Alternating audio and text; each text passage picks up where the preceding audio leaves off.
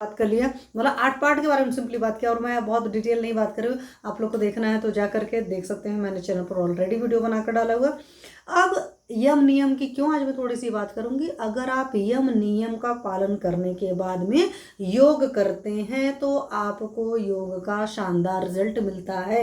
वरना क्या होता है कि हम इतना ज़्यादा हर चीज़ों से अफेक्टेड रहते हैं, जितना ज़्यादा चीज़ों से परेशान रहते हैं, वो चीज़ें नहीं होनी चाहिए आपकी बॉडी में। अगर इस तरह की कुछ भी होती हैं सिस्टम, तो आप ये समझो कि फिर उसके शानदार रिजल्ट नहीं आ पाते हैं। तो बेस्ट तरीका ये है कि यम और नियम का पालन करके योग करिए, अगर आप चाहते हैं उसका मैक्सिमम बेनिफिट हो। इसीलिए आज मैं चक्रास की बात करूंगी। चक्रास का बात करने से मतलब चक्रास को जानने के बारे में, चक्रास पर कंसंट्रेट करने के बाद आपको और भी बढ़िया रिजल्ट आएंगे।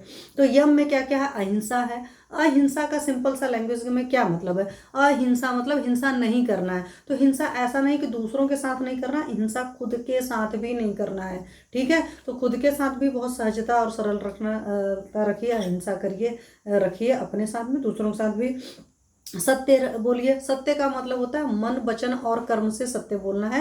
मतलब आपकी ब्रेन को, आपके हार्ट को, आपके माइंड को, मतलब आप जिस लेवल पर जो चीज़ समझते हैं, अगर आप उस चीज़ को वैसे डिलीवर करते हैं तो दैट इज नोन एज सत्य।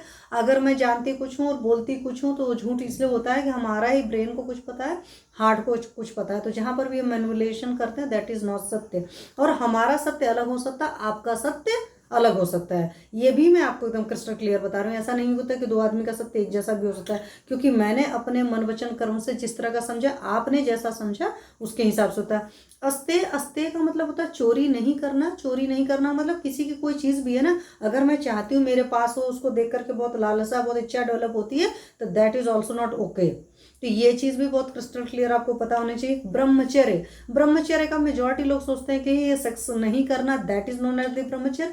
ब्रह्मचर्य का सिंपल डिफिनेशन है ब्रह्म के जैसा आचरण करना। तो उसमें सेलिबेसी या सेक्स नहीं करना इसलिए बोला जाता है कि अगर आपका इन सारी चीज़ों में, काम में बहुत ज़्यादा मन रहता है और चीज़ों पर फोकस ही नहीं कर पाते, इसलिए एक वो पार्ट ये भी है। But literal meaning, exact meaning उसका है ब्रह्म जैसा आचरण, that is known as the brahmacharya. And अपरिग्रह का मतलब होता है मात्रा से अधिक कोई भी चीज़ को कलेक्ट नहीं करना है, स्टोर नहीं करना है। सिस्टम तो ये कहता है कि अगर आपके पास सुबह का खाना है तो शाम का मत रखिए अपने पास में।